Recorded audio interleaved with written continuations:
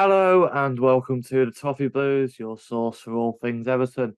And it is ultimately a defeat to begin the new season. Bit of a shame, I was actually quite hopeful going into this game, it's got to be said. I think the feel good factor of the last week or so, ever since, we brought in a few more signings and that, I thought we'd maybe carry over into a game. We usually start the season quite well. This is the first time we've lost an opening day game in 11 years. And of course, our home record against Chelsea is actually very impressive. We've won the last four times. Chelsea had come to Goodison before today. And I think on another day, I think we could have got something out of the game. I think there's a lot of there's quite a bit of negativity going around, but I thought today was okay.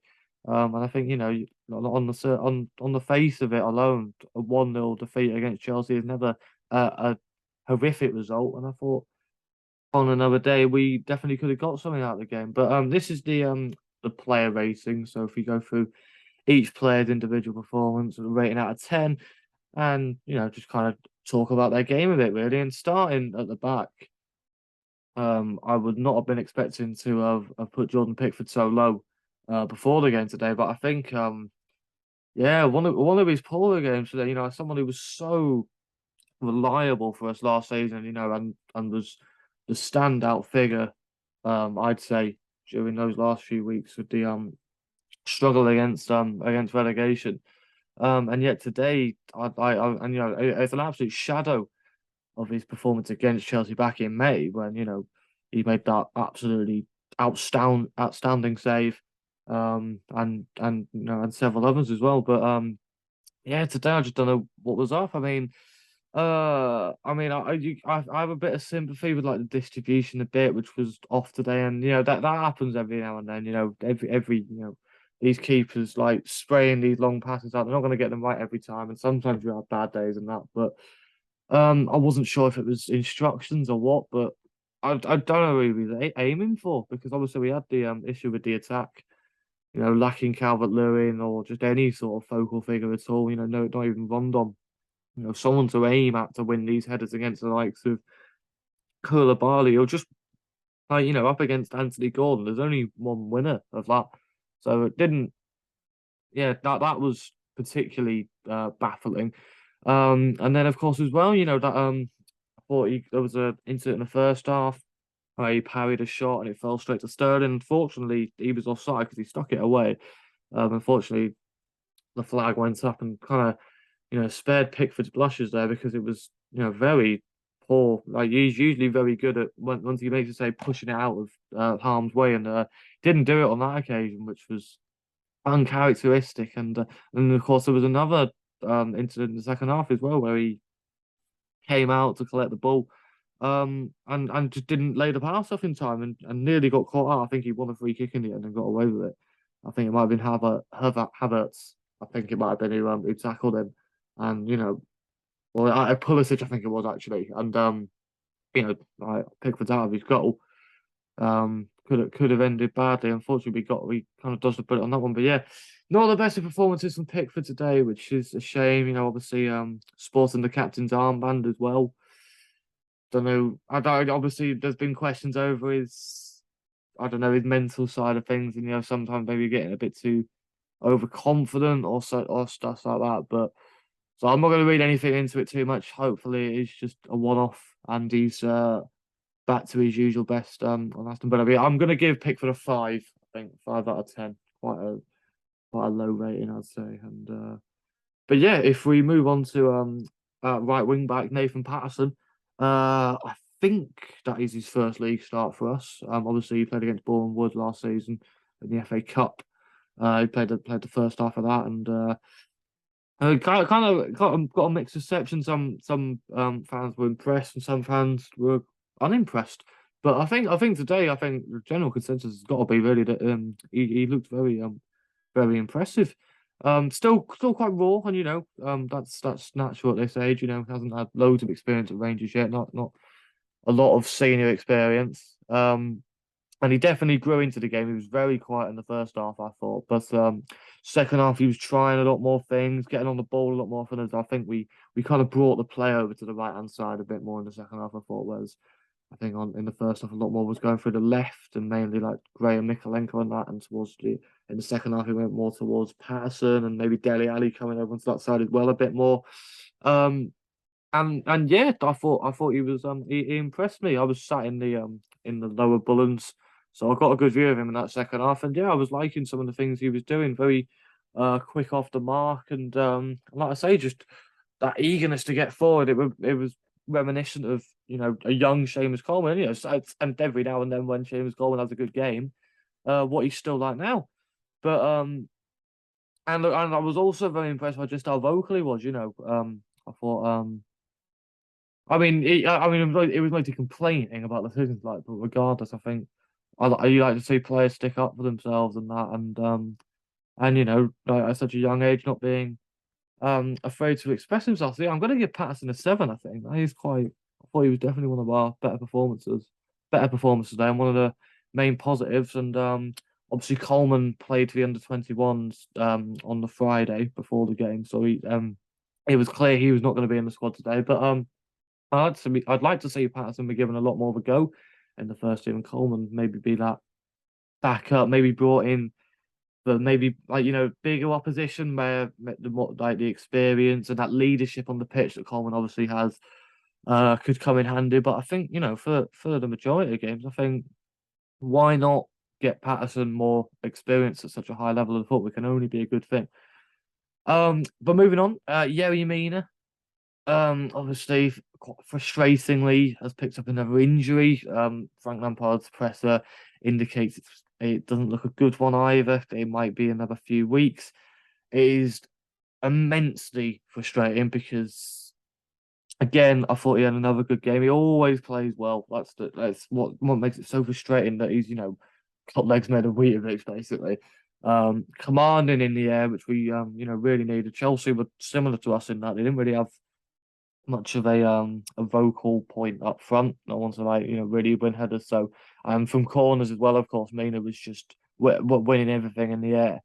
And also that narkiness he has getting into opposition's head. I know he had Sterling riled up once or twice as well, and getting into Jorginho's ear for the penalty and stuff like that. And that's just as important, really. It's quite a it's not exactly the nicest act, and you always hate to say it when it's against your players, but when it's your players doing it to the opposition, you love it. Um, but like I say, obviously he rolled his ankle towards the end of the second half. Very innocuous, very peculiar thing, and yeah, he wanted to play on. And obviously after Godfrey picked up his injury, which we'll get to in a bit, I think the coaching staff has decided best not to risk it and brought him off. So frustrating. I'm going to give him a 6, and I think he probably could have ended up maybe getting edging towards a 7 if he'd been able to complete the game. But yeah, it's frustrating, and I think it might maybe leaves question marks over his future. We can't just have a player that's only going to give us a maximum of 10 to 15 games a season and just be injured for the rest of them. And like on the money he must be on, and just how much we rely on him when he is in the side. Uh, yeah, it's a problem that definitely needs to be addressed. But I think we have gone some way to addressing it by the introduction of the next player, James Tarkowski, who I'm going to give the highest rating out of the team today. If I had to pick a man of the match, I'd give it to James Tarkowski. 8 out of 10 for me. He just looks brilliant, doesn't he? He really impressed in pre-season. And has continued in the same vein in the first competitive match of the season. Obviously, he had our best opportunity of the game as well, which at centre back is pretty mental, winning that header from the corner, which was tipped over by Mendy, a very good save. Unlucky not to go in. And yeah, just his composure on the ball, which we've seen before, his range of passing, his leadership as well. Could see him talking away to the players in and around him. And it's like he's been here ages, and he's only just signed.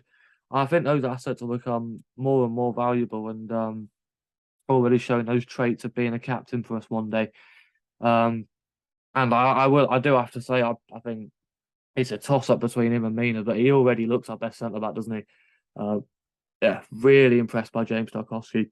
Definitely the biggest positive from today for me, and let's hope it continues. He seems to be one that can stay fit. I know he's given. I don't want to jinx it. Like, I probably should have said this, but he's given Burnley a lot of games over the years. So hopefully he will be someone to rely on this season. You know, he's the type of man that gets you out of like trouble.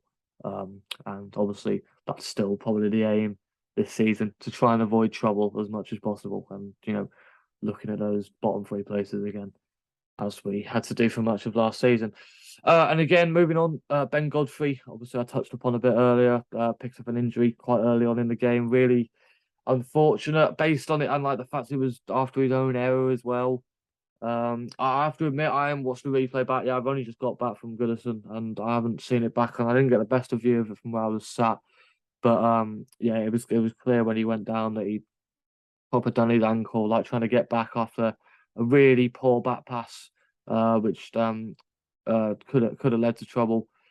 Um, and obviously we ended up getting away with it in the end. But those minutes added on was in the minutes that Chelsea scored the only goal of the game. So you know, it's obviously the consequences of that mistake only got felt much later on. Also, they were immediately felt then, but became intensified once Chelsea got their goals. So I think purely based on that alone, he can only get a 5 for me. Didn't give enough, and yeah, it's also looking like he's a lengthy injury from him. Like the replays don't look good. Looks to me like a broken ankle. Not entirely sure yet. I think it's been described as a lower leg injury at the moment, but Lampard reckons he's going to be out for a few months at least, which is frustrating. And I think it opens the door for a new centre back coming, and obviously Connor Cody's been linked this week. And so yeah, that's definitely one to keep an eye on. Moving on, Mikolenko at left wing back. Obviously moved into left centre back once Mina went off, and Vinagre came on in his place. It had a quiet game for me today, and you know, quiet as a defender isn't always the worst thing, but obviously as a wing back, was actually as a position that's actually got to be one of our main attacking outlets. He looked quite dangerous in the first half. I think he had a couple of times where like he was played in good spaces and could have maybe done something, but yeah, he struggled to really leave a mark on his game, really, did he? But having said that, he filled in quite well at left centre back once he was moved there, which I'm sure is a position he's not entirely familiar with. Obviously, he's got the height to play there, and I think you know I don't think there was any I think there was too much concern once he was moved there from Evertonians. But obviously, it's got to be said it was a kick in the teeth for Michael Keane, isn't it? If you're sitting on that bench, and a centre back goes off to be replaced, you're the only one of that position on the bench, and you don't get put on. Yeah, it definitely seems a bit of a snub. So that does seem a bit of a statement, doesn't it? But like I say, sticking with Mikolenko, I think solid 6. Didn't do anything too bad, but like I say, had a bit of a quiet game, so I think 6 is fair.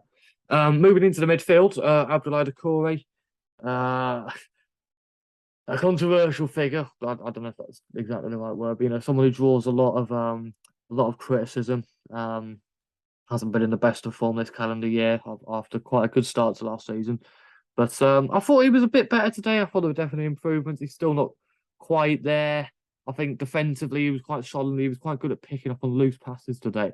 And you know, being a bit of a nuisance in that Chelsea, you know, in the kind of midfield area, causing Kante and Jorginho issues. But it's still the passing for me. Like he's got one of the worst passing ranges of any Everton player I've ever seen. It's got to be said.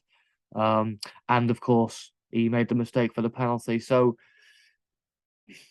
I'm weighing it up. And I'm thinking I'm going to give him a 6 based on you know what we're used to. I think it was an improved performance, but like I say, there's still room for improvement, and hopefully with Gary and Arna hopefully being announced in the coming days and really revamping that midfield, it will at the very least provide some competition for the Frenchman, and hopefully we can see some improved performances from him soon. But his partner in midfield, Alex Iwobi, I'm a bit mixed on this one because on one hand he didn't put a foot wrong all game, and every time he got on the ball, He he laid it off to someone pretty much 100%. I think his pass completion must have been high 90s.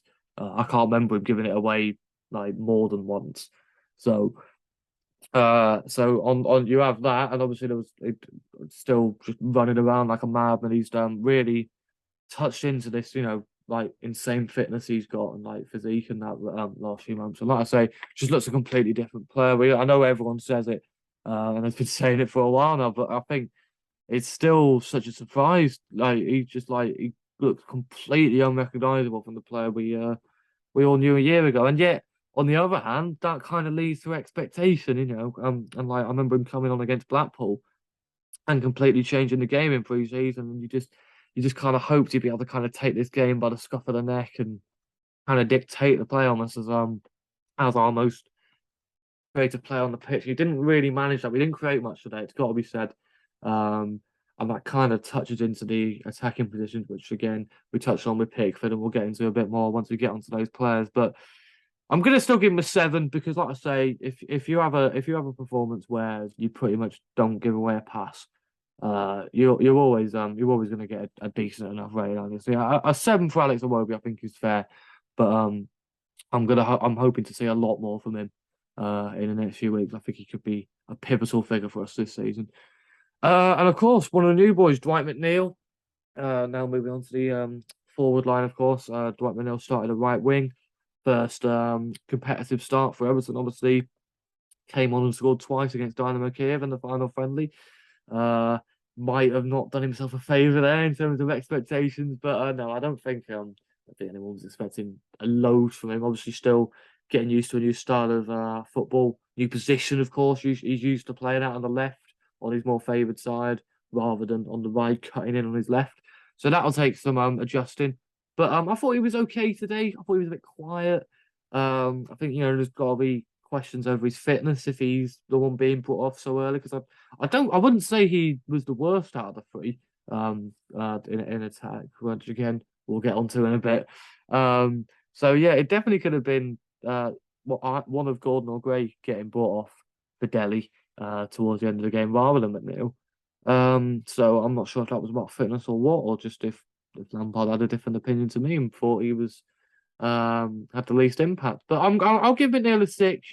New signing. We want him to bed in well, and still it takes a few games for them to really get into their stride. And yeah, we'll be hoping to get a bit more out of him in the next few weeks. But moving on, Anthony Gordon, of course, playing in a unfamiliar, basically striker position. I think him and Gray kind of swapped over every now and then during the game. But he had decent little flashes today. I think he was obviously he was one of our most impactful players last season, and I think you'd be a bit of a fool to expect that week in week out. With him still at such a young age and still kind of learning his craft a bit. But even so, I think he's probably our strongest runner now. Now that Charleston's left, I think once he gets on the ball and he bursts away, I think he's good at carrying the ball. And we saw little signs of that today, but probably not as much as we could have done. And like again, speaking on fitness, similarly to McNeil, there definitely needs to be improvements there. He was, you know, blowing hard after a while, and just doesn't seem to have 90 minutes in him yet, which obviously at a young age is kind of to be expected. But if he wants to keep playing at this level, stamina definitely needs to be improved. But I'll give him a 6. Again, a 6 as well, kind of the average rating. But yeah, maybe could have had a bit more of an impact on the game on another day.